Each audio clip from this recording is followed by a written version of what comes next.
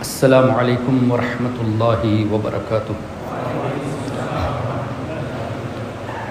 نحمده ونصلي ونسلم على رسوله الكريم اما بعد فاعوذ باللہ من الشیطان الرجیم بسم اللہ الرحمن الرحیم ان الدین عند اللہ الاسلام قال النبی سیدنا وحبیبنا وطبیبنا ومولانا محمد رسول اللہ صلی اللہ علیہ وسلم المرء مع من احب او کما قال علیہ الصلاۃ والسلام غوث اعظم بمن بے سر و ساما مدد قبلہ دی مدد کعبہ ایما مدد بگرداب بلا افتادہ کشتی ضعیفان شکستہ رات کشتی بحق خواجہ عثمان ہارونی مدد کن یا معین الدین چشتی یا صاحب الناہور کلی ناصر فی السمع والاعضاء وحسن البصر وبطول عمر لا بعمر قاصر یا مجمع الخیرات عبد القادر رضی اللہ عنہ۔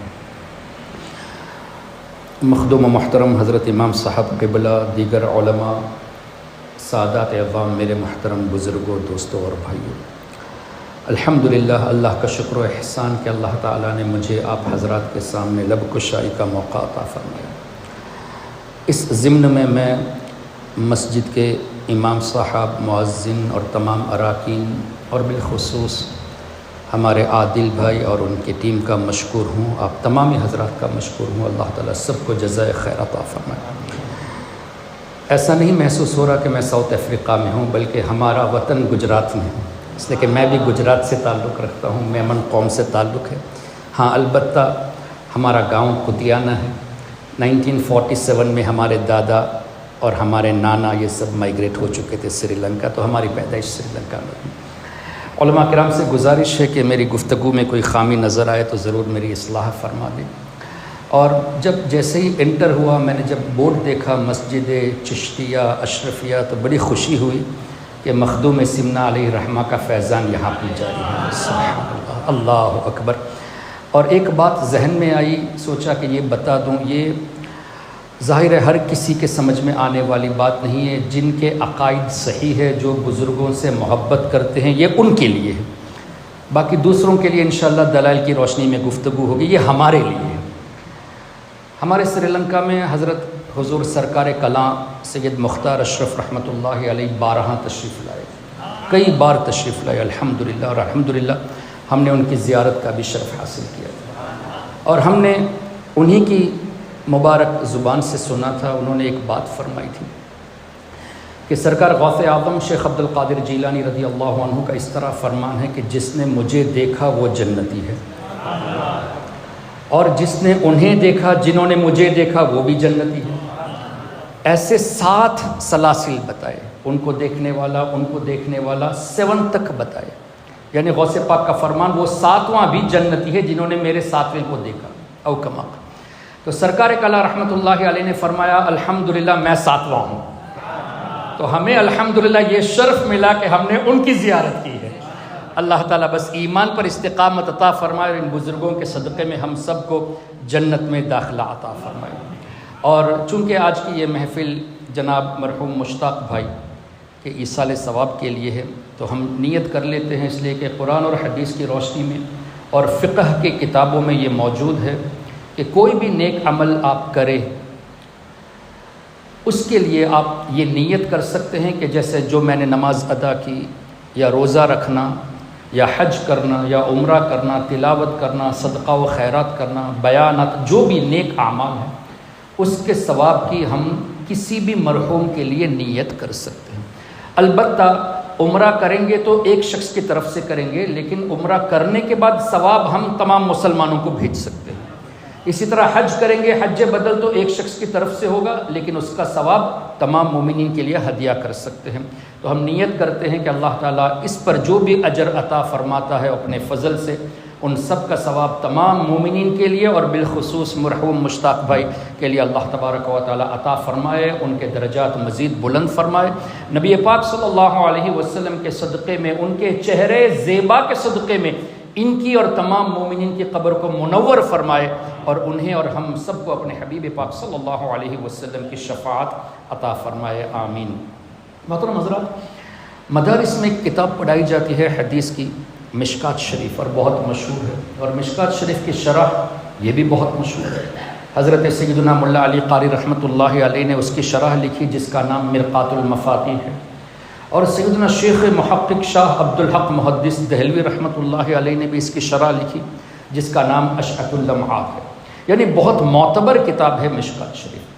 اچھا، یہ جو دو بزرگوں نے ملا علی قاری اور شیخ محقق رضوان اللہ علیہم اجمعین، یہ بھی اپنے اپنے زمانے کے مجدد تھے، اپنے وقت کے اکابر علماء میں سے تھے۔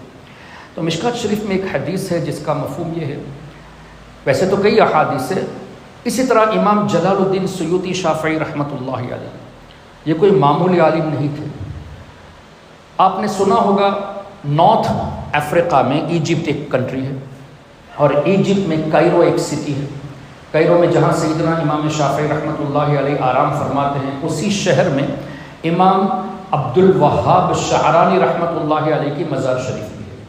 تو امام عبد الوہاب شعرانی رحمۃ اللہ علیہ یہ شاگرد ہوتے ہیں، اسٹوڈنٹ ہوتے ہیں امام جلال الدین سیوطی کے، اور امام جلال الدین سیوطی کا تذکرہ جب سیدنا اعلیٰ حضرت امام احمد رضا رحمۃ اللہ علیہ فرماتے ہیں تو اتنے آداب کے ساتھ کہ خاتم الحفاظ جلال الملت والدین امام جلال الدین سیوطی شافعی رحمۃ اللہ علیہ، اتنے بڑے اکابر۔ تو امام شعرانی رحمۃ اللہ علیہ فرماتے ہیں کہ میرے استاذ کا وہ مقام تھا، یعنی امام سیوطی کا وہ مقام تھا کہ عالم بیداری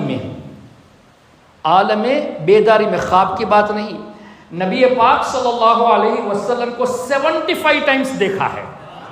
حضور علیہ السلام کی زیارت 75 ٹائمز عالم بیداری میں امام سیوطی رحمۃ اللہ علیہ نے کی ہے۔ کتنے بڑے بزرگ ہوں گے۔ ان کی ایک کتاب ہے شرح الصدور، اس میں بھی یہ تمام حدیثیں مل جائے گی جس کا نچوڑ اور مفہوم یہ کہ جب کسی بندے کا انتقال ہوتا ہے تو ظاہر ہے وہ نئی جگہ ہوتی ہے، دنیا میں رہ کے عادت ہو گئی، تو جب قبر میں جاتے ہیں تو جگہ نہیں ہوتی ہے۔ فرشتے جب روح واپس ڈال دیتے ہیں تو وہ جب جاگتے ہیں تو کچھ گھبراہٹ سی محسوس ہو رہی ہوتی ہے، because it's a new place, for few moments, کچھ دیر کے لیے گھبراہٹ محسوس ہوتی ہے۔ اب وہ اللہ کا بندہ اس انتظار میں ہوتا ہے کہ کون ان کے فیملی ممبرس میں سے استغفار کر کے یا صدقہ و خیرات کر کے انہیں ثواب ایصال کرے، they are waiting for this. اور جب گھر والے رشتہ دار ثواب ہدیہ کرتے ہیں جیسے تلاوت کر کے، یہ بھی حدیث سے ثابت ہے، اقرؤوا یاسین علی موتاکم، یا حج کر کے، یا نفل نمازیں ادا کر کے، یا خیرات کر کے، یا استغفار کر کے، کسی بھی طرح ثواب جب پہنچاتے ہیں تو فرشتے جب وہ ثواب قبر میں ان کے سامنے پیش کرتے ہیں تو وہ خوش ہو جاتے ہیں۔ اور ایک روایت میں یہ بھی آتا ہے کہ جبریل امین، سیدنا جبریل امین علیہ الصلوۃ والسلام نورانی تھالے میں، ان اے ٹرے آف نور، وہ تمام ثواب کا ہدیہ اس بندے کے سامنے رکھ دیتے ہیں کہ تیرے فلاں رشتہ دار نے یہ ثواب ہدیہ کیا ہے۔ تو وہ بندہ جس کو یہ ثواب ملتا ہے وہ اتنے خوش ہوتے ہیں کہ دنیا اور ما فیہا، دنیا سے کوئی تعلق بظاہر رہا نہیں، تو دنیا اور دنیا کی تمام چیزوں سے زیادہ یہ عمل جو ثواب ملا ہے ان کے نزدیک ڈیئرسٹ ہوتا ہے، محبوب ہوتا ہے، اور پڑوس والا جن کے لیے کوئی ثواب بھیجتا نہیں وہ غمزدہ ہوتا ہے۔ تو ہمیں یہ چاہیے کہ ہم کسی مسلمان کو غمزدہ نہ کرے، جہاں اپنے مخصوص کو ثواب ہدیہ کرے وہاں تمام مسلمانوں کو بھی ہدیہ کر دے۔ اور حدیث میں یہ بھی آتا ہے کہ جب بندہ نیکیاں کر کے، صدقہ و خیرات کر کے ثواب ایصال کرتا ہے تو اللہ تعالی ماؤنٹنز کے حساب سے، پہاڑوں کے حساب سے اسے ثواب عطا فرماتا ہے۔ اب دوسری روایت یہ بھی ہے کہ آپ جتنا بھی ثواب بھیجیں گے آپ کے ثواب میں کمی نہیں ہوگی۔ آپ نے ایک قرآن کریم پڑھ کر ثواب بھیج دیا تو ان کو جتنا ملے گا اللہ آپ کو بھی عطا فرمائے گا، because you are sending it. اس کو آسانی سے سمجھ لیتے ہیں۔ سیدنا امام جلال الدین سیوطی رحمۃ اللہ علیہ نے شرح الصدور میں اس حدیث پاک کو نقل کیا جس کا مفہوم یہ کہ جب کوئی قبرستان کی طرف سے گزرے اور 11 بار سورہ اخلاص پڑھے، قل هو اللہ احد شریف 11 ٹائمز پڑھ کر جتنے بھی قبرستان میں جتنے بھی مدفونین ہیں سب کو ہدیہ کر دے، تو سرکار علیہ الصلوۃ والسلام کا فرمان نقل فرماتے ہیں جس کا مفہوم ہے کہ جتنے قبر والے ہیں ان سب کو اللہ ثواب عطا فرمائے گا، اور اگر قبر والے 1 لاکھ ہوں تو تو پڑھنے والے کو، ہدیہ کرنے والے کو سب ملا کر اللہ عطا فرمائے گا۔ اب اس کو کیلکولیشن سے ہم سمجھ لیتے ہیں، سورہ اخلاص 3 بار پڑھنے سے ایک قرآن کریم کا ثواب ملتا ہے۔ اب 11 بار پڑھیں گے تو آلموسٹ 12 ہو گئے، یعنی 4 قرآن کریم آلموسٹ ہو گئے، 3 × 4 12، تو 11 کا عدد حدیث میں، تو یعنی مور دین 3 قرآن کریم کا ثواب ہم منیمم لے لیتے ہیں، 3 قرآن کریم کا ثواب۔ آپ قبرستان سے گزرے، یا اللہ میں نے یہ تلاوت کی ہے 11 قل هو اللہ احد، میں اس کو ہدیہ کرتا ہوں جتنے بھی یہاں مومنین قبرستان میں مدفون ہے، یا اللہ ان سب کو میں گفٹ کرتا ہوں، اور مان لیتے ہیں کہ اس قبرستان میں 1 لاکھ لوگ ہیں، تو ہر ایک کو 3 قرآن کا ثواب ملے گا، اور پڑھنے والے کو 3 لاکھ + 3، کیوں 3 سے 1 لاکھ کا 3 ہو گئے، اور پڑھنے والے کا 3 موجود ہے، تو 300,000 قرآن کا ثواب پڑھنے والے کو ملے گا۔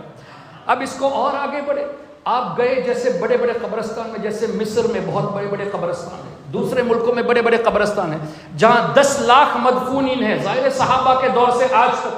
جنت البقیع شریف دیکھ لے، جنت المعلی دیکھ لے، لاکھوں کروڑوں میں لوگ مدفون ہیں، آپ کروڑوں کو ہدیہ کریں گے تو سب کو 3 قرآن، اور پڑھنے والے کو 3 کروڑ اور 3 ایکسٹرا ملے گا۔ یہ حدیث کی روشنی میں، تو ہم تو کاروباری لوگ ہیں نا، ویسے بھی گجرات والے ہم میمن لوگ بھی سب بزنس مائنڈڈ ہے نا، تھنکنگ بزنس کی ہے کہ جہاں زیادہ فائدہ ہو، why not in order to get more reward from اللہ تبارک و تعالی، صرف ایک قبرستان نہیں، دنیا کے تمام مسلمانوں کو ہدیہ کرے تاکہ اربوں لوگوں کا ثواب اللہ ہمیں عطا فرمائے۔ اس میں ہم کیوں کنجوسی کریں؟ تو ایصال ثواب کا جو کنسپٹ ہے یہ کوئی بدعت نہیں، بلکہ in light of the Quran, in light of the احادیث آف رسول کریم رؤوف الرحیم صلی اللہ علیہ وسلم ہے۔ اب جو لوگ کہتے ہیں کہ آپ لوگ یہ 30 کرتے ہو، 40واں کرتے ہو، 10واں کرتے ہو، جمعرات کو آتے ہو، یہ بدعت ہے، آپ ان سے سمپل سمجھانے کی اگر صلاحیت ہو تو بہت سمپل ہے۔ ہم ان کو یہ کہنا ہے کہ آپ پہلے یہ بتائیے کہ ہم نے کب کہا کہ یہ فرض ہے، ہم نے کب کہا کہ ایصال ثواب کرنا واجب ہے؟ اگر ہم فرض اور واجب کہے ہوتے دلیل دینا ہمارے اوپر لازم ہو جاتا ہے۔ یہ اچھا عمل ہے، سنت ہے، مستحب عمل ہے، تو اس کے لیے نص قرآن یا صحیح متواتر حدیث کی ضرورت نہیں۔ ایون اگر ایسی روایت جس میں کسی راوی کا ویکنس ہو، ضعف ہو، اس لیے میں نے کہا روایت میں ضعیف ہونا، کیوں؟ ہمارے نبی کے فرمان کبھی ضعیف ہو ہی نہیں سکتے۔ اگر کوئی کہے کہ حضور علیہ السلام کے فرمان ضعیف ہے تو کافر ہو جائے گا، کیوں؟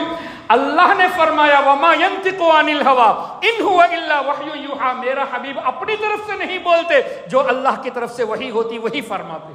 تو حضور کا فرمان تو ویک ہو ہی نہیں سکتا۔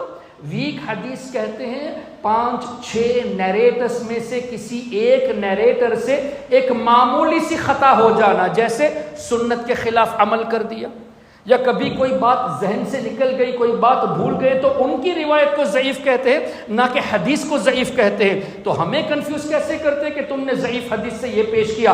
نہیں، دس از اے مسکنسیپٹ، وہ ہمیں گمراہ کرنے کی کوشش کرتے ہیں۔ جواب یہ ہے کہ حدیث ضعیف نہیں ہوتی، کسی ایک راوی کے ایک معمولی سی خامی کی وجہ سے ضعف کا حکم لگایا جاتا ہے، وہ بھی اس لیے کہ ایسی روایت سے یہ نہ کہے کہ یہ فرض ہے یا یہ حرام ہے۔ ہاں، مستحب عمل کے لیے، فضائل کے لیے، ورچوس ایکٹس کے لیے، جن اماموں نے، جن محدثین نے حدیث کو کیٹیگرائز کیا، صحیح، متواتر، مشہور، ضعیف، حسن، حسن لذاتہ، حسن لغیرہ وغیرہ، جنہوں نے کیٹیگرائز کیا انہوں نے ہی بتایا ضعیف پر عمل کیا جائے گا۔ تو آپ کیٹیگرائزیشن کو مانتے ہو اور حکم کو نہیں مانتے، عجیب بات ہوئی۔ محدثین کی کیٹیگرائزیشن کو ایکسیپٹ کرتے کہ یہ ضعیف ہے، لیکن محدثون نے حکم دیا کہ اس پر عمل کرو، وہ نہیں کرتے، تو یہ تو منافقت ہوئی۔ ایک چیز کو لینا، دوسری چیز کو چھوڑ دینا۔ تو اب سمجھ میں آ گیا، ہم نے جب فرض اور واجب نہیں کہا تو ضعیف حدیث روایت ہو تو بھی یہ قابل قبول ہے۔ اب مجھے بتائیے، 11 بار سورہ اخلاص پڑھ کے ثواب بخشنا یہ فضیلت ہے نا، تو فضیلت پر تو انہوں نے خود ہی فرما دیا ایکسیپٹ ہو جائے گا، تو آپ کیوں منع کر رہے ہو؟ اینڈ اگین حج کے تعلق سے، چونکہ ماشاءاللہ اللہ تعالیٰ نے آپ میں سے اکثر لوگوں کو بہت نوازا ہے، اور جنہیں اللہ تعالیٰ نے کم نوازا ہے لیکن ایمان سے بڑھ کر تو کوئی دولت ہے نہیں، لیکن اللہ سے دعا ہے کہ یا اللہ ایمان جیسے عطا کیا ہے، یا اللہ آپ محتاجی سے رکھ ہمیں، اور ہمیں بھی اتنا نواز کہ ہم دوسروں کی خدمت کر سکے، دین کی خدمت کر سکے۔ حدیث پاک کی روشنی میں جو اپنے ماں باپ ماں کی طرف سے یا باپ کی طرف سے حج کرتا ہے، اللہ تعالیٰ ان کی طرف سے بچے کا، حج کرنے والے بچے کا طرف سے جو ان کی طرف سے کیا قبول تو فرما لیتا ہے۔ جیسے میں نے اگر میرے دادا کی طرف سے حج کیا تو اللہ تعالیٰ میری دادا کی طرف سے حج قبول فرمائے گا، اور کرنے والے کو اللہ تعالیٰ 10 مقبول حج کا ثواب عطا فرمائے گا۔ So you are performing only one Hajj and Allah is rewarding you with 10 مقبول حج۔ ارے مقبول حج کا مطلب کیا ہوا؟ ہم حج کریں کیا پتہ قبول ہو یا نہ ہو، لیکن ماں باپ کی طرف سے کرنے کی برکت سے اللہ تعالیٰ 10 مقبول حج کا ثواب عطا فرماتا ہے۔ تو کیوں نہ ہم ایسے پریکٹسز کریں؟ تو اگر کوئی آپ سے یہ کہے کہ نہیں یہ سب ضعیف روایات سے ہے تو اس کو کرنے کی ضرورت نہیں، تو پہلی بات آپ یہ پوچھیں گے ہم نے کب فرض کہا؟ آپ حرام کہتے ہو تو دلیل آپ کو دینی ہے، حرام کہتے ہو تو دلیل آپ کو دینی ہے، اب وہ تو ثابت کر ہی نہیں سکتے۔ پھر دوسری بات، نبی پاک صلی اللہ علیہ وسلم کے فرامین کی روشنی میں جو بار بار اپنے والد یا والدہ کی قبر کی زیارت کرتا ہے، ماں باپ دونوں کی یا دونوں میں سے ایک کی زیارت کرتا ہے تو اللہ تعالیٰ اسے ثواب عطا فرماتا ہے، لیکن جو بار بار فریکوینٹ وزٹ کرتا ہے، جب اس بندے کا انتقال ہوگا تو فرشتے اس کی قبر کی زیارت کو آئیں گے۔ اب یہ ہمارے اوپر ہے، اگر ہم چاہتے ہیں کہ فرشتے ہمارے قبر کی زیارت کریں تو ہمیں کیا کرنا چاہیے؟ والدین کی قبر کی زیارت بار بار کرنی چاہیے۔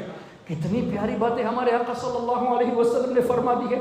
اسی طرح نبی پاک صلی اللہ علیہ وسلم کے اور بھی فرامین موجود ہے، کسی کی طرف سے پانی صدقہ کر دینا مرحوم کی طرف سے، یہ بھی صحیح مسلم میں حدیث موجود ہے، کسی کی طرف سے خیرات کر دینا، اس پر بھی احادیث موجود ہے۔ خیر میں یہ کہہ رہا تھا یہ تمام اعمال کے لیے ہم جب 30واں دن یا 10واں دن یا 40واں دن رکھتے ہیں تو کہتے ہیں کہ آپ نے یہ فکس کیا، اس پر دلیل کیا ہے؟ پہلی بات ہم نے فکس نہیں کیا، ہم اس لیے یہ ٹائمنگ رکھتے ہیں تاکہ لوگوں کو پتہ چلے کہ اس دن سب کو جمع ہونا ہے اور سب مل کر پڑھے اور مل کر ثواب دیا کریں۔ تو فار دا کنوینئنس سے یہ نہیں کہا کہ 30واں دن فرض ہے، نہیں، 40واں دن واجب ہے، نہیں۔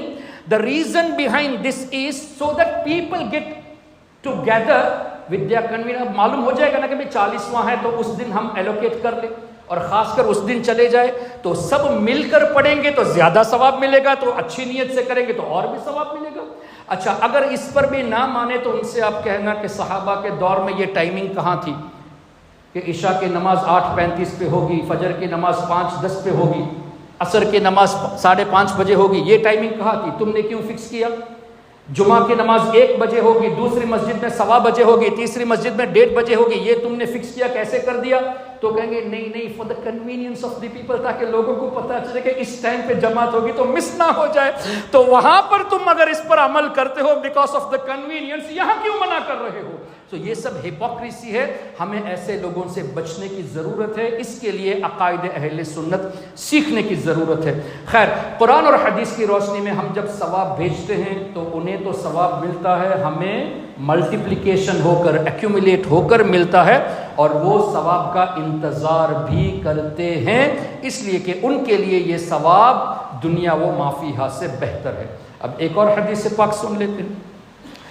یہ حدیث پاک تفاسیر کی کتاب میں آپ کو اکثر مل جائے گی، اور اسپیشلی ابن تیمیہ کا نام سنا ہوگا جو ہمارا نہیں ہے، وہابیوں کا امام ہے، اس کا ایک سٹوڈنٹ ہے حافظ ابن کثیر، اور حافظ ابن کثیر کی تفسیر کو یہ لوگ بہت مانتے ہیں، اور انگلش میں، اردو میں، دوسری لینگویج میں ٹرانسلیٹ بھی کر لیا ہے، لیکن شرارت کے ساتھ۔ وہ شرارت میں آپ کو بتاؤں گا۔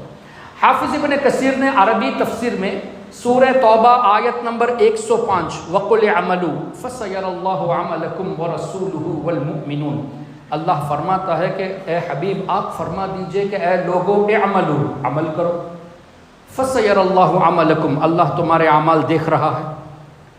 اس پر اللہ نے بس نہیں فرمایا، یعنی روکا نہیں، فَسَيَرَ اللَّهُ عَمَلَكُمْ، اللہ تمہارے اعمال دیکھ رہا ہے، وَرَسُولُهُ، اللہ کے رسول بھی تمہارے اعمال دیکھتے ہیں، والمؤمنون، اللہ کے نیک بندے بھی دیکھتے ہیں۔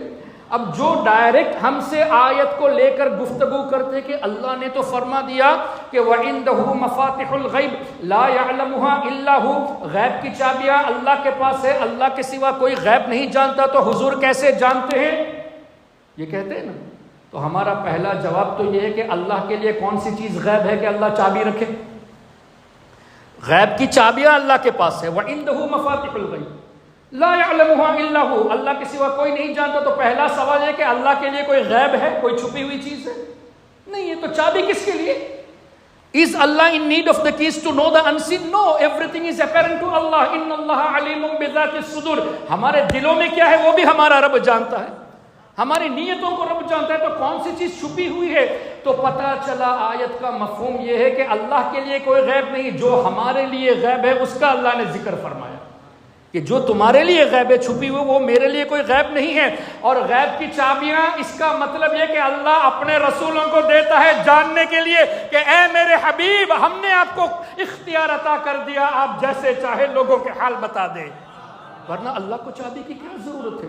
اچھا, پھر بھی اگر وہ یہ کہے نہیں, وَعِندَهُ مَفَاتِحُ الْغَيْبِ, غیب کی چابیاں اللہ کے پاس ہے. لَا يَعْلَمُهَا إِلَّا هُوَ, اللہ کے سوا کوئی نہیں جانتا. ڈائریکٹ آیت سے وداؤٹ تفسیر and without referring to other آیات, تو ہم پوچھتے کہ اس آیت کا ترجمہ بتاؤ. وَقُلْ اعْمَلُوا, اللہ نے فرمایا اے میرے حبیب آپ عمل کرو.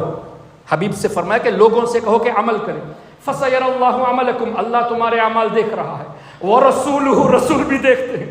وَالْمُؤْمِنُونَ, نیک بندے بھی دیکھتے ہیں. تو رب نے فرما دیا میرا رسول دیکھتے ہیں, تم ہوتے کون ہو یہ کہنے والے کہ حضور نہیں جانتے؟ تب کہیں گے نہیں نہیں, یہاں مطلب یہ ہے کہ اللہ اپنے ذاتی طور سے دیکھ رہا ہے, اللہ کو کسی نے طاقت نہیں دی. رسول کو جتنا اللہ دکھاتا ہے وہ دیکھتے ہیں. مان تو لیے نا کہ اللہ دیتا ہے, ہم بھی تو یہی کہتے ہیں کہ اللہ نے طاقت دی ہے. اب ہم آپ سے سوال کریں گے کہ اللہ دے گا جتنا چاہے, کتنا دیتا ہے یہ بھی تو بتاؤ. اللہ نے اپنے رسول کو کتنا دیا ہے؟ نہیں نہیں, کئی باتیں دی ہے, ہمیں نہیں معلوم. ظاہر ہے آپ کو کیسے معلوم ہوگا؟ اس لیے معلوم نہیں ہوگا کہ قرآن کریم دیکھیں. اللہ تعالیٰ نے ارشاد فرمایا, ماشاءاللہ آپ میں سے کئی لوگ سورہ کہف جمعہ کو پڑھتے ہوں گے اور اس کی فضیلتیں بھی ہے.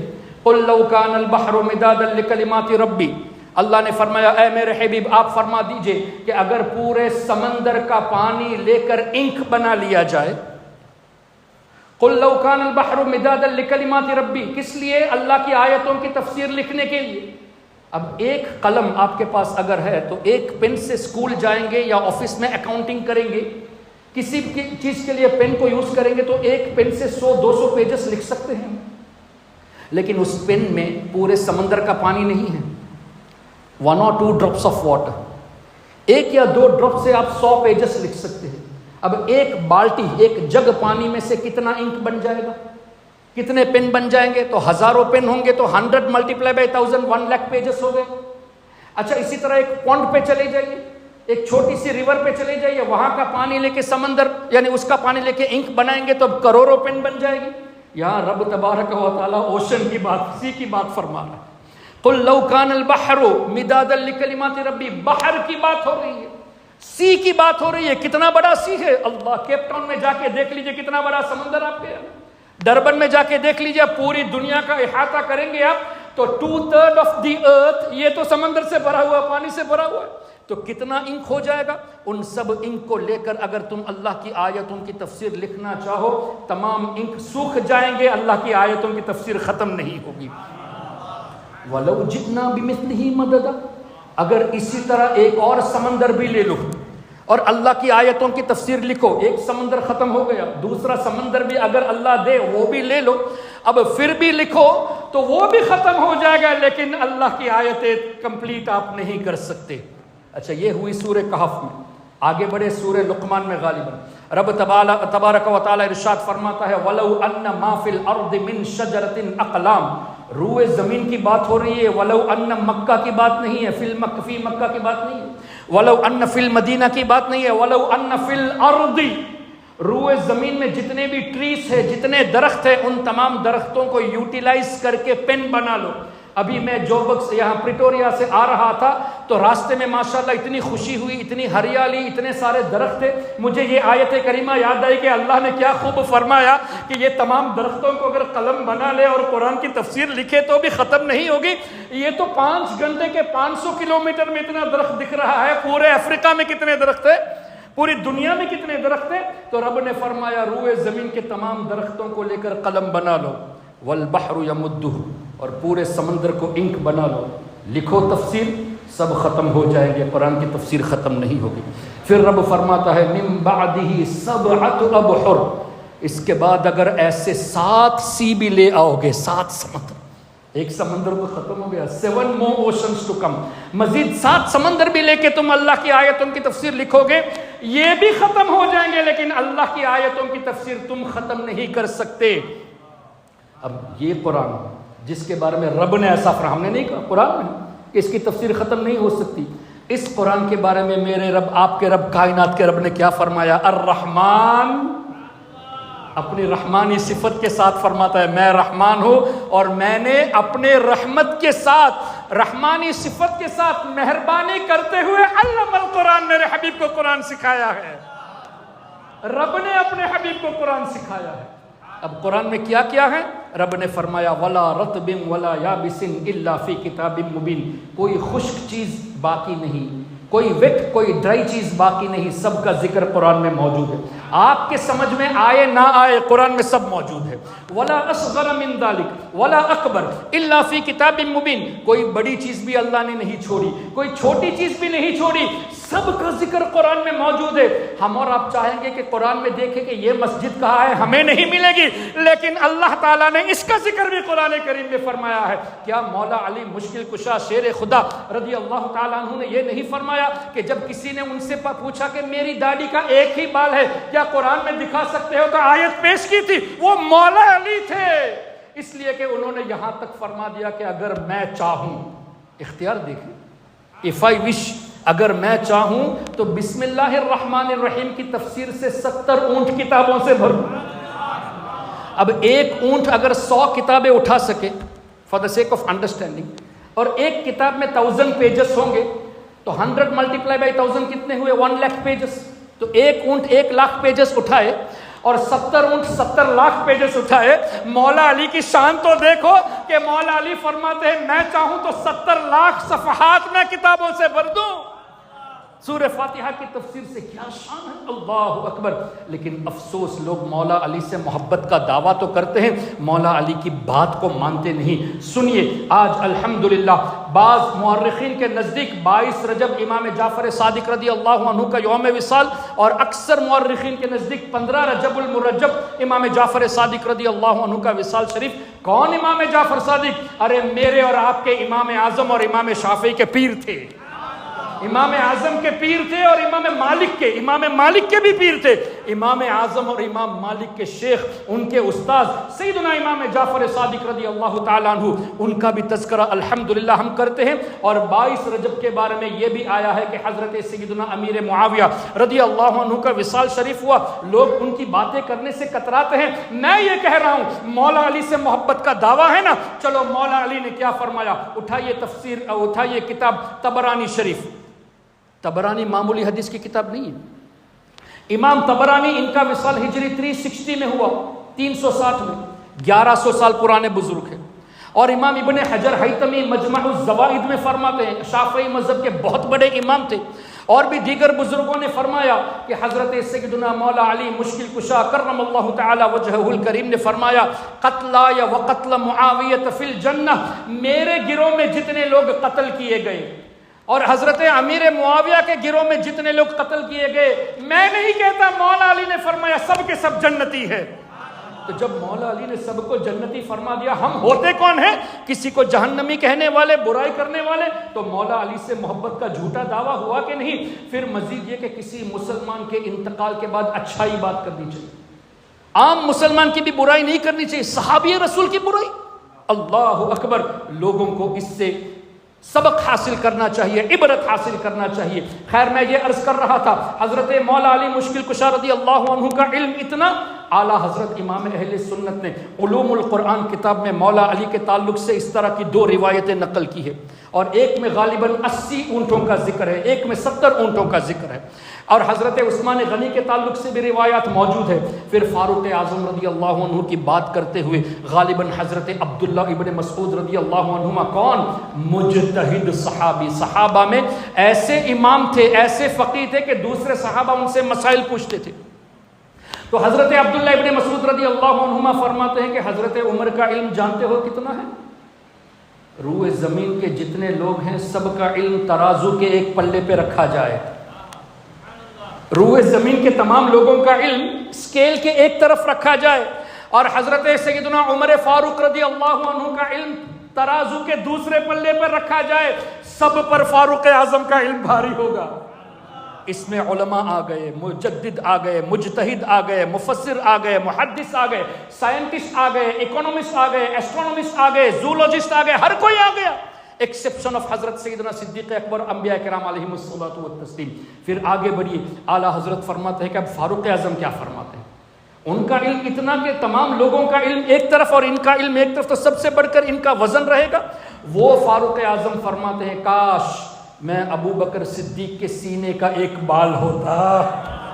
صحابہ کے درمیان ادب تو دیکھے، کاش میں سیدنا صدیق اکبر کے سینے کا ایک بال ہوتا، کیا ادب صحابہ کے درمیان۔ اور صحابہ کرام نے خود فرمایا کہ ہمارے درمیان قرآن کے معاملے میں سب سے زیادہ علم رکھنے والے سیدنا صدیق اکبر رضی اللہ تبارک و تعالیٰ عنہ ہے۔ تو میں یہ عرض کر رہا تھا قرآن میں سب کچھ ہے، ہمیں نہیں پتا۔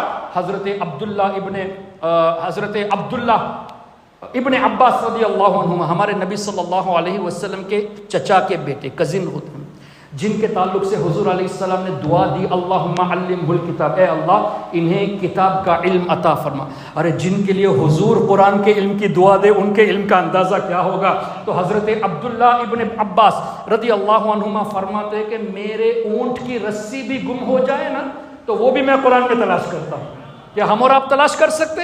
کیا پتا چلا قرآن میں سب کچھ ہے، اللہ نے جس کو جتنی بصیرت دی ہے وہ اتنا جانتا ہے، لیکن اتنا جاننے کے بعد بھی کوئی بھی کمپلیٹ قرآن کو نہیں سمجھ سکتا سوائے سیدنا محمد الرسول اللہ صلی اللہ علیہ وسلم۔ کیوں؟ اللہ نے فرمایا الرحمن علم القرآن، ہم نے قرآن سکھایا۔ پھر اللہ نے فرمایا وَنَزَّلْنَا عَلَيْكَ الْكِتَابَ، اے میرے حبیب جو کتاب ہم نے آپ پر نازل کی، وَنَزَّلْنَا جو ہم نے عَلَيْكَ آپ پر الکتاب کتاب نازل کی، اس میں کیا ہے؟ تِبْيَانًا لِكُلِّ شَيْءٍ، ہر شے کا ڈیٹیل میں بیان ہے۔ Everything is recorded in detail۔ اب مجھے بتائیے رب تبارک و تعالیٰ نے اپنے حبیب کو وہ قرآن سکھایا جس میں چھوٹی بڑی چیز کا ذکر موجود، وہ قرآن سکھایا جس میں ویٹ اینڈ ڈرائی چیز کا ذکر موجود، وہ قرآن سکھایا جس میں ہر چیز کا تفصیل ڈیٹیل موجود۔ تو اب حضور کا علم کتنا ہوگا؟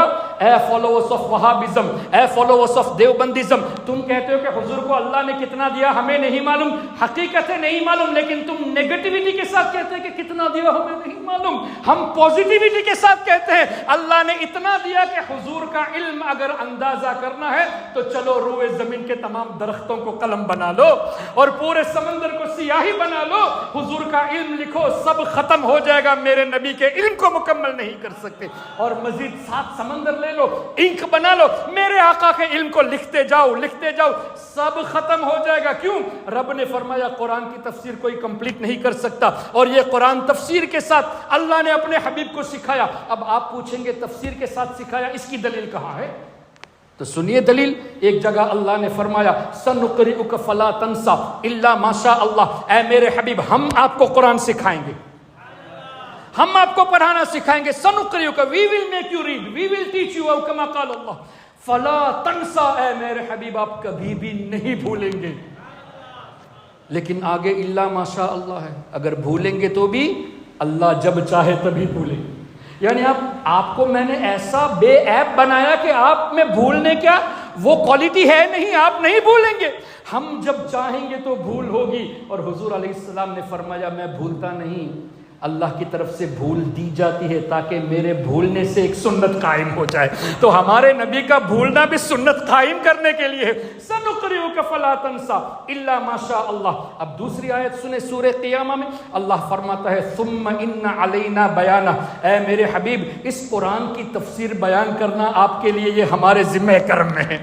ثم ان علینا بیانہ، یہ ہمارے ذمہ کرم میں کہ ہم اس کا بیان آپ کو کریں، یعنی تفسیر قرآن کی ہم آپ کو سکھائیں گے۔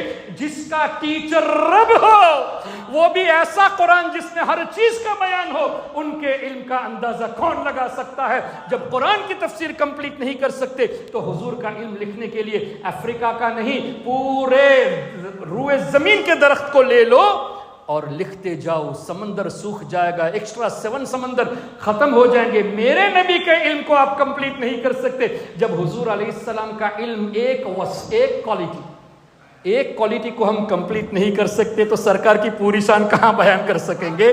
تبھی تو اعلیٰ حضرت مجدد دین و ملت پروان شمع رسالت امام شاہ احمد رضا خان فاضل بریلوی رحمت اللہ علیہ نے اس طرح فرمایا، یا رسول اللہ میں آپ کے تعلق سے کون کون سے الفاظ استعمال کروں، کیسے کیسے الفاظوں سے میں آپ کی تعریف کروں؟ اور اس سے پہلے چلے امام بوصیری رحمت اللہ علیہ نے قصیدہ بردہ شریف میں حضور کی شان کیسے بیان فرمائی؟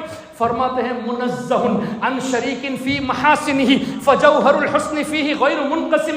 یا رسول اللہ آپ کے فضائل و مناقب، آپ کے ایسے اوصاف ہیں کہ منزہ عن شریک فی محاسنہ، کوئی آپ کے برابری میں ہو ہی نہیں سکتا یا رسول اللہ، اور تمام عیب سے پاک اللہ نے آپ کو بنایا ہے۔ اور مزید امام بوصیری رحمت اللہ علیہ نے اس طرح فرمایا کہ یا رسول اللہ آپ کے کمالات، آپ کے فضائل وہ اتنے ہیں کہ کوئی اس کو بیان ہی نہیں کر سکتا، کوئی اس کو بیان ہی نہیں کر سکتا۔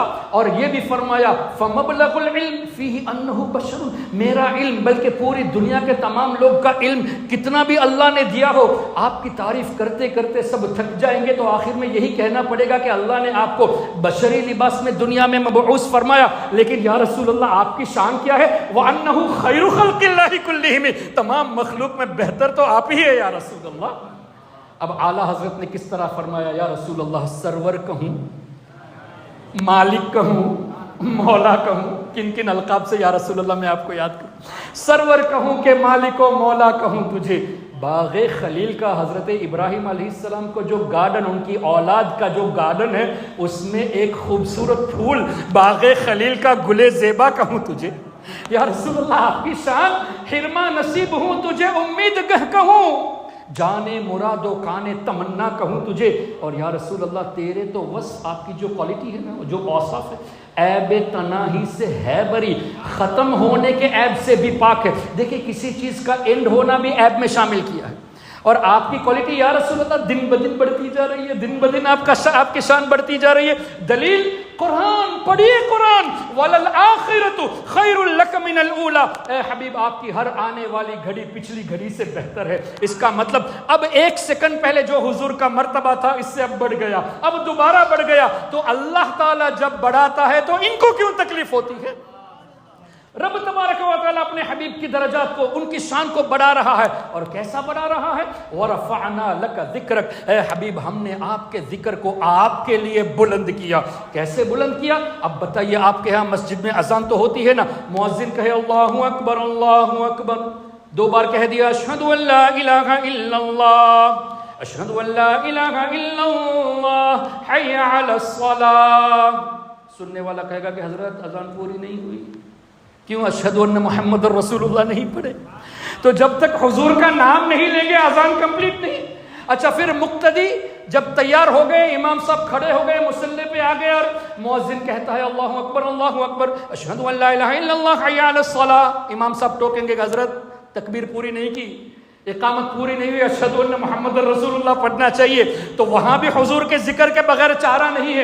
امام صاحب خطبہ پڑھیں گے تو اللہ کی حمد کے بعد حضور کا تذکرہ کرنا بھی ہے، تو حضور کا ذکر کے بغیر کہیں کمپلیشن نہیں ہے۔ اور اس کے علاوہ کوئی کہے چلو مان لیتے ہیں، کوئی اذان بھی نہیں دیا، نماز یعنی اقامت بھی نہیں دیا، خطبہ بھی نہیں پڑھا، ارے تم تو سب سے زیادہ اپنے کو نمازی کہتے ہو نا۔ بھئی نماز وہ قبول ہے جو ہم نے رب سے مانگا، اس پر اگر عمل کرے تو قبول ہے۔ کیا مطلب ہو؟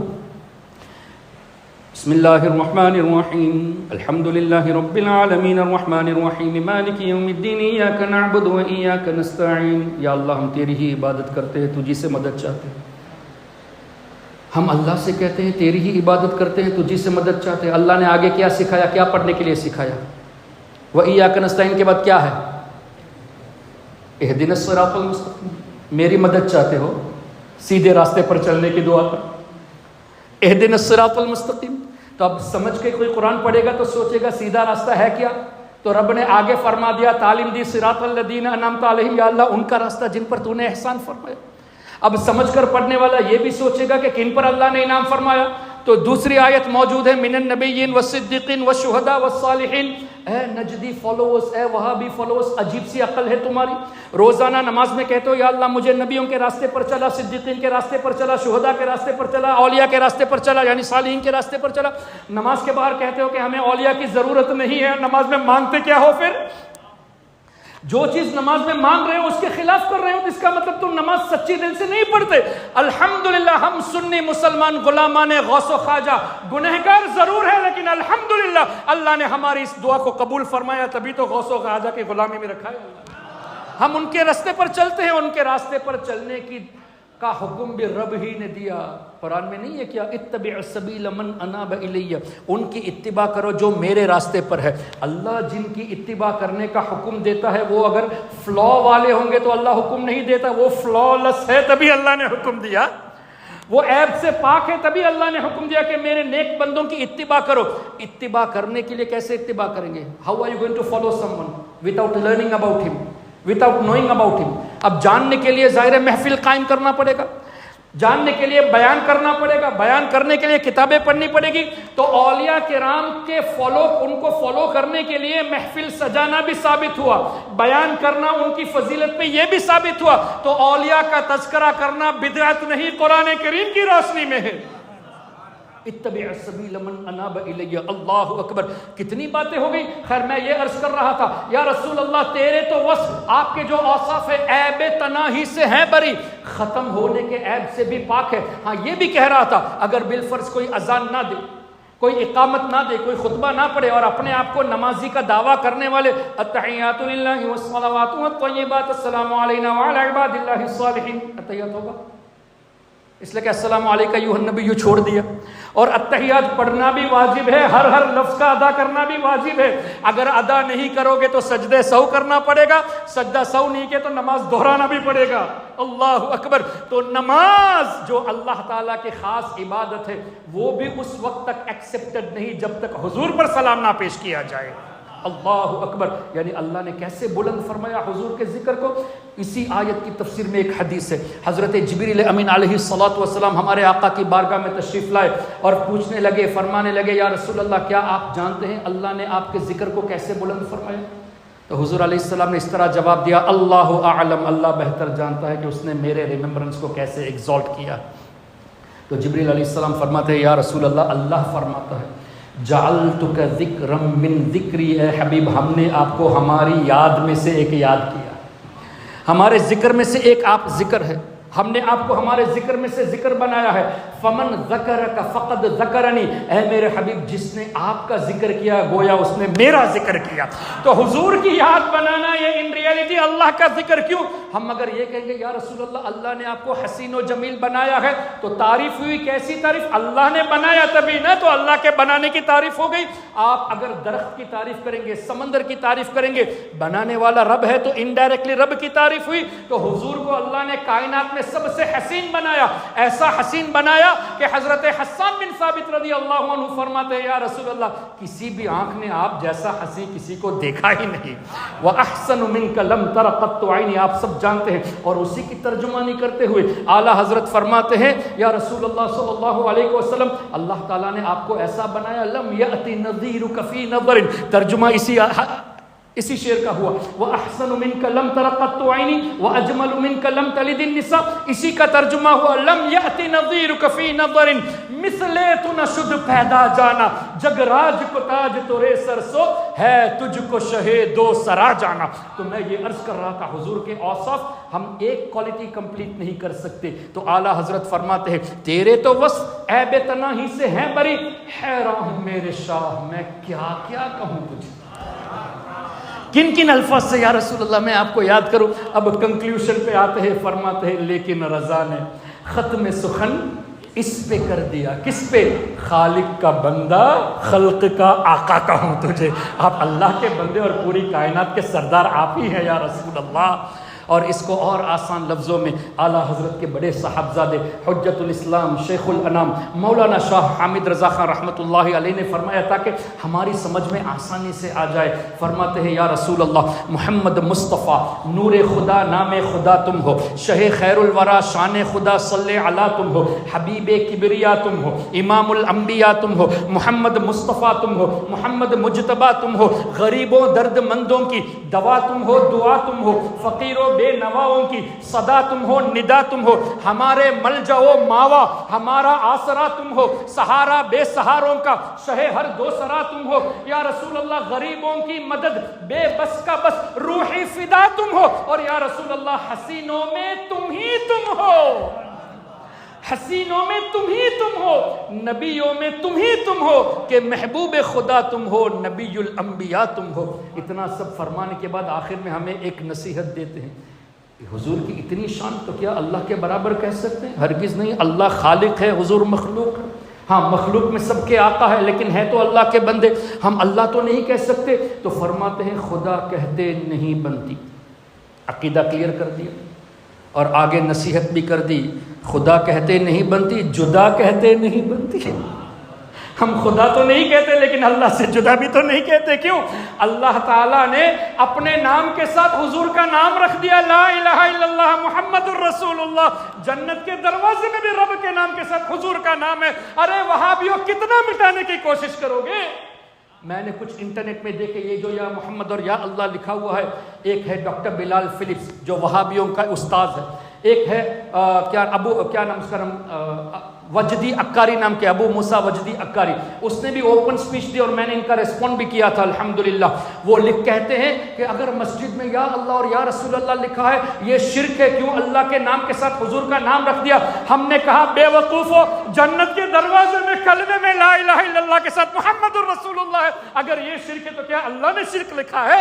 معاذ اللہ رب العالمین۔ حضور سے دشمنی کتنی ہے ان لوگوں کو۔ تو میں یہ عرض کر رہا تھا، خدا کہتے نہیں بنتی، جدا کہتے نہیں بنتی، نتیجہ خدا پر اس کو چھوڑا ہے۔ خدا کہتے نہیں بنتی، جدا کہتے نہیں بنتی، خدا پر اس کو چھوڑا ہے۔ یا رسول اللہ وہی جانے کہ کیا تم ہو، اللہ کے سوا کوئی آپ کو جان ہی نہیں سکتا۔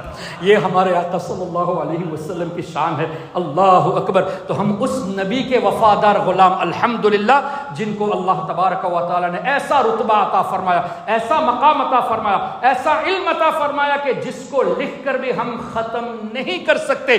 اب آپ کہیں گے کہ اعلیٰ حضرت نے اپنے اشعار میں کہا، اس آیت کا ترجمہ کیا کسی مفسر نے ایسا کہا ہے کہ اللہ نے حضور کو ما کان وما یکون کا علم دیا، جو ہو چکا جو ہونے والا ہے؟ آئیے اٹھا لیجئے تفسیر، اگر آپ کی مسجد میں لائبریری ہے یا مدرسے میں لائبریری ہے تو آپ کو میں چیلنج کرتا ہوں، تفسیر طبری اٹھائیے۔ امام طبری کا وصال ہجری 310 میں ہوا، 1100 سال پرانے عالم ہے۔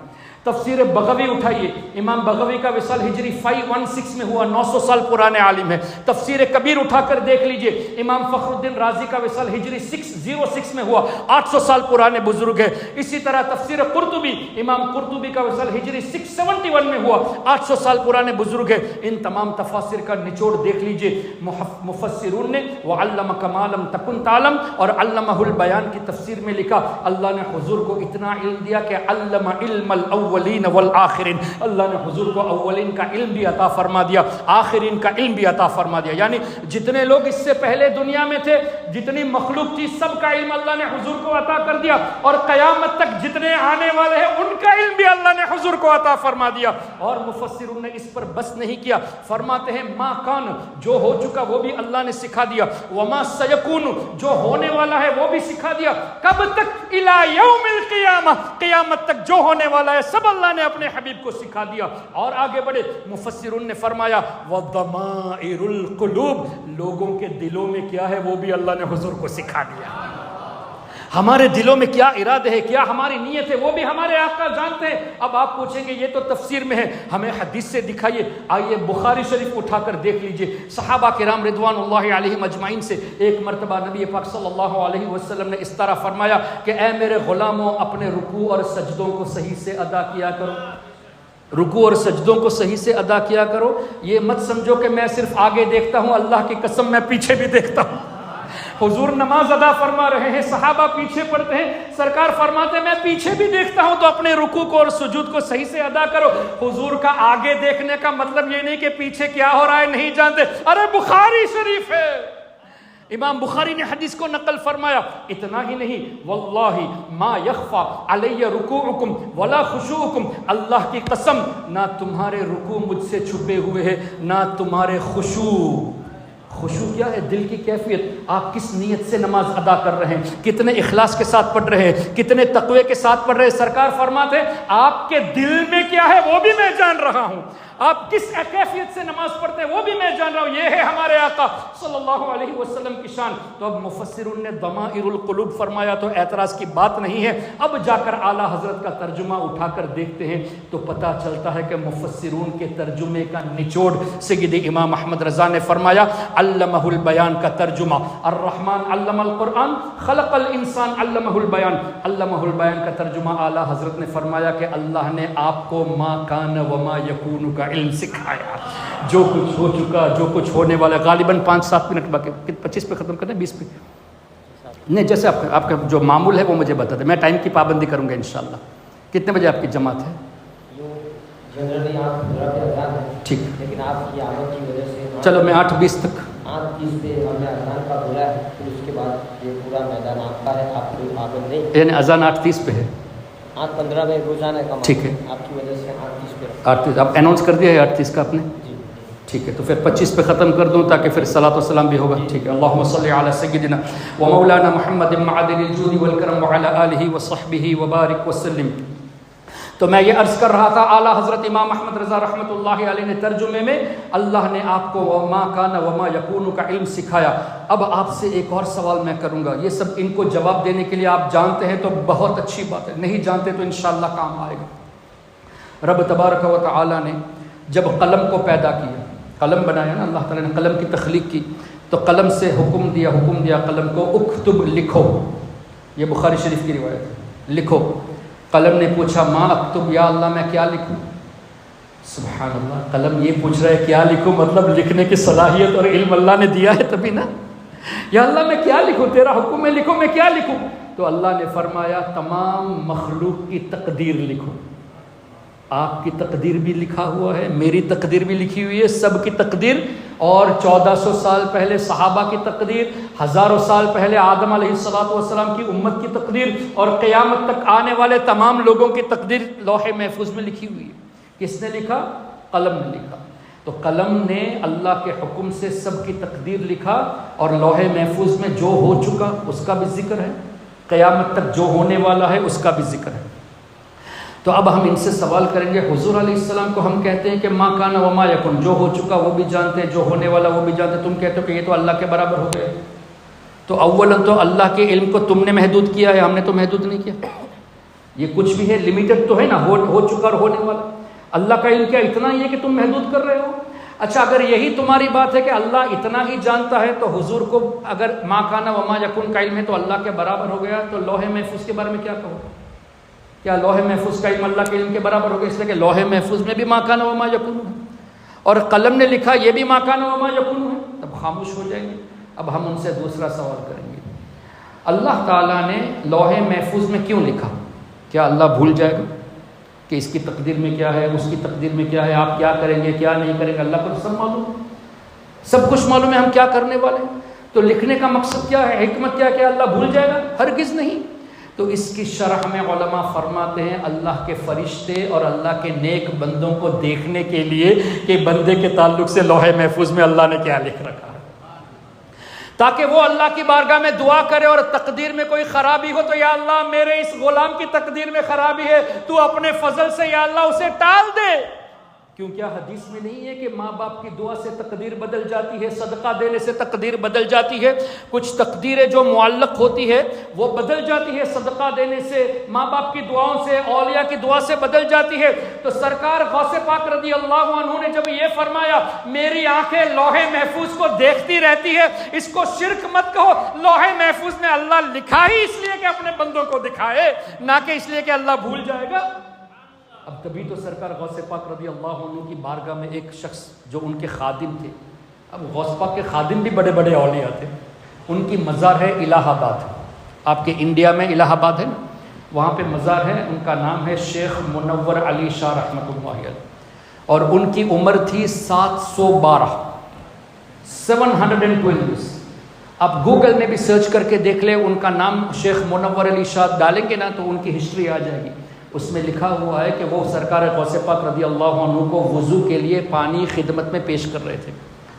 جب سرکار غوث پاک اپنا مبارک ہاتھ دھو رہے تھے وضو کے لیے، تو ان کے دل میں، شیخ منور علی شاہ کے دل میں یہ آیا کہ کاش میں آب حیات پی لیتا۔ سرکار غوث پاک نے ان کی طرف دیکھا اور مسکرایا اور فرمایا پانی کا چلو پیو اسے۔ 100 سال بڑھ گئے، ایک اور دیا پیو اسے، 200 سال ہو گئے، 6 مرتبہ چلو عطا فرمایا تو 112 سال ان کی تقدیر میں تھی، مزید 600 سال اللہ تعالیٰ نے غوث پاک کے صدقے میں انہیں عطا فرما دیا۔ 712 سال تک دنیاوی زندگی ان کی تھی شیخ منور علی شاہ۔ ان کی مزار آپ جا کے دیکھ سکتے ہیں، الحمدللہ 2 بار میری بھی حاضری ہوئی ہے۔ تو اس طرح اولیاء کرام اپنے نظر کرم سے اللہ کی بارگاہ میں دعا کر کے ہماری مشکلوں کو آسان فرما دیتے ہیں۔ اب سرکار مفتی اعظم ہند مصطفیٰ رضا خان رحمۃ اللہ علیہ نے اسی لیے تو فرمایا، اے غوث پاک جو قسمت ہو میری بری اچھی کر دے، جو قسمت ہو میری بری اچھی کر دے، جو عادت ہو بد کر بھلی غوث آدم۔ اس لیے کہ اے غوث پاک اللہ نے آپ کو وہ طاقت عطا فرمائی۔ اب آپ کہیں گے کہ غوث پاک کو کیسی طاقت یہ ملی کہ وہ سب دیکھ سکتے ہیں؟ اللہ کی عطا سے۔ غریب نواز کو کیسے یہ طاقت ملی؟ مخدوم سمنا کو کیسے طاقت ملی؟ جواب حدیث میں موجود ہے، صحیح بخاری۔ اللہ تعالیٰ نے فرمایا حدیث قدسی کہ میرا جو نیک بندہ ہوتا ہے میں اس کی آنکھ بن جاتا ہوں جس سے وہ دیکھتا ہے، اللہ آنکھ سے پاک ہے۔ کان بن جاتا ہوں جس سے وہ سنتا ہے، اللہ کان سے پاک ہے۔ پیر بن جاتا ہوں، ہاتھ بن جاتا ہوں، اللہ ان سے پاک ہے۔ کیا مطلب؟ اللہ ان کی آنکھوں میں ایسی روشنی عطا فرماتا ہے کہ ہماری نظریں دیوار تک جائے گی، ان کی نظریں کئی میل دور تک جائے گی۔ میری یہ آواز جہاں تک سپیکر لگا ہوا ہے وہیں تک جائے گی، یہ جوبک میں نہیں جائے گی۔ لیکن غوث پاک رضی اللہ عنہ اور اولیاء کرام کو اللہ نے ایسی سماعت عطا فرمائی کہ کوئی سری لنکا سے پکارے یا کوئی یہاں ویندا سے پکارے، بغداد شریف میں غوث پاک آرام فرمائے، اللہ کی دی ہوئی طاقت سے سننے کی صلاحیت رکھتے ہیں۔ اب جب سرکار غوث پاک نے فرمایا نظرت الی بلاد اللہ جمعا کخردلۃ علی حکم اتصال، میں اللہ کے تمام شہروں کو ایسے دیکھ رہا ہوں جیسے ہاتھ کی ہتھیلی میں رائی کا دانہ۔ تو کسی نے آبجیکشن کیا تو اس کا جواب میں نے کہا حدیث پڑھے ہوتے تو آبجیکشن ہی نہ ہو۔ جب حضور نے فرما دیا اللہ انہیں طاقت دیتا ہے تو آبجیکشن کا مطلب کیا ہوا؟ کیا اللہ کی قدرت کو نہیں مانتے؟ کیا اللہ اپنے نیک بندوں کو طاقت نہیں دے سکتا؟ چلو صحابہ میں کبھی ایسا واقعہ ہوا؟ ہاں ہوا ہے۔ کیا فاروق اعظم رضی اللہ عنہ کا واقعہ مشکات شریف میں نہیں ہے؟ باب الکرامات ایک چیپٹر موجود ہے مشکات شریف میں۔ حضرت فاروق اعظم مدینہ شریف میں، حضرت ساریہ ایران میں جنگ فرما رہے ہیں، یہاں سے خطبے کے دوران آواز دے رہے ہیں یا ساریہ الجبل، اے ساریہ پہاڑ کی طرف نظر کرو۔ پہاڑ کے پیچھے سے کفار حملہ کرنے کے لیے آ رہے تھے، وہ ایران تھا، یہ مدینہ شریف میں سراؤنڈنگ میں اتنے پہاڑ ہے، کوئی بھی پہاڑ ان کی نظروں کے لیے بیریئر نہیں بنا۔ مدینہ شریف سے ایران کی جنگ دیکھ رہے ہیں اور کفار کہاں سے آ رہے ہیں وہ بھی دیکھ رہے ہیں۔ تو ان کی آنکھوں میں، ان کی زبان میں اللہ نے یہ طاقت دی، اور ان کے کانوں میں اللہ نے طاقت دی کہ مدینہ شریف سے آئی ہوئی آواز کو سن لیا۔ تو یہ حدیث دوسری حدیث سے بھی ثابت ہو گیا۔ اب آپ پوچھیں گے چلو دنیاوی زندگی میں اللہ اپنے اولیاء کو طاقت دیتا ہے، دنیا سے وصال کرنے کے بعد کیا طاقت دے سکتا ہے؟ آئیے حدیث پڑھیے۔ سرکار علیہ الصلوۃ والسلام نے اس طرح ارشاد فرمایا کہ اللہ کا نیک بندہ جب دنیا سے جاتا ہے تو ان کی روح آزاد کر دی جاتی ہے جہاں چاہے وہ جائے۔ ایک تو یہ روایت کا مفہوم، اور دوسرا یہ کہ یہ پوری دنیا کتنی بڑی دنیا ہے، ایسٹ سے ویسٹ۔ آپ سنگاپور سے اگر سنگاپور سے اگر نیو یارک فلائی کریں گے تو بھی 16-17 گھنٹے لگیں گے۔ ٹوکیو سے بھی اگر آپ کیلیفورنیا ٹریول کریں گے تو 15-16-17 گھنٹے لگیں گے۔ لیکن یہ ایسٹ اور ویسٹ نہیں ہے، اتنی بڑی دنیا کے بارے میں ہمارے اور آپ کے آقا فرماتے ہیں کہ اللہ کے ولی کی نظر میں قبر والی زندگی، برزخ کی زندگی میں اللہ کے ولی کی نظر میں یہ اتنی بڑی دنیا like a womb of the mother, ماں کے رحم کی سائز۔ اب ماں کا رحم کیا اتنا بڑا ہے؟ فیو ملی میٹرز۔ اتنی بڑی دنیا ولی کی نظر میں اتنی ہے۔ اب غوث پاک اس دنیا میں دنیا کو ایسے دیکھ رہے تھے، اب اب دنیا ہی چھوٹی ہو گئی تو اب تو اور آسانی سے غوث پاک دیکھ سکتے ہیں، اب تو اور آسانی سے غریب نواز دیکھ سکتے ہیں۔ تو یہ حدیثیں اگر صحیح طریقے سے عشق مصطفیٰ کے ساتھ، عشق صحابہ اہل بیت اور اولیاء کے ساتھ پڑھیں گے تو ہی سمجھ میں آئے گا۔ اگر اس کو چھوڑ کر ہم اپنی مرضی سے سمجھنے جائیں گے تو یضل بہ کثیرا بھی قرآن میں لکھا ہوا ہے کہ کتنے لوگ قرآن پڑھ کر بہک جاتے ہیں۔ قرآن اگر سمجھنا ہے تو حضور کی سچی محبت، اولیاء کی محبت سے سمجھیں گے تو ملے گا۔ اللہ تبارک و تعالی ہم سب کے ایمان و عقیدے کی حفاظت فرمائے۔ اللہ تعالی ہم سب کو اپنے حبیب صلی اللہ علیہ وسلم کا سچا غلام بنائے، حضور کی محبت سے اور اولیاء کی محبت سے ہمارے سینوں کو اور آنے والی قیامت تک تمام نسلوں کے سینوں میں اپنے حبیب اور اپنے نیک بندوں کی محبت بھر دے۔ ہر قسم کی آفات اور بلیات سے اللہ ہم سب کی حفاظت فرمائے، خاص کر فلسطین کے مسلمانوں پر اللہ فضل فرمائے، جہاں جہاں مسلمان پریشان ہیں اللہ ان کی پریشانیاں دور فرمائے۔ اللہ تعالیٰ آپ سب کو خیر و برکت عطا فرمائے، اس مسجد سے مزید دین و سنیت کا کام لے۔ اللہ تعالیٰ یا آپ کے امام صاحب، آپ کے مؤذن اور تمام اراکین کو اور تمام مصلین کو خوب برکتوں سے نوازے۔ اللہ ہم سب کو ایمان والی زندگی نصیب فرمائے، ایمان والی موت نصیب فرمائے، اور موت کے وقت حضور غوث پاک کا دیدار نصیب فرمائے۔ آمین یا رب العالمین۔ سبحانک اللہم و بحمدک، اشہد ان لا الہ الا انت، استغفرک و اتوب الیک۔ السلام علیکم ورحمۃ اللہ وبرکاتہ۔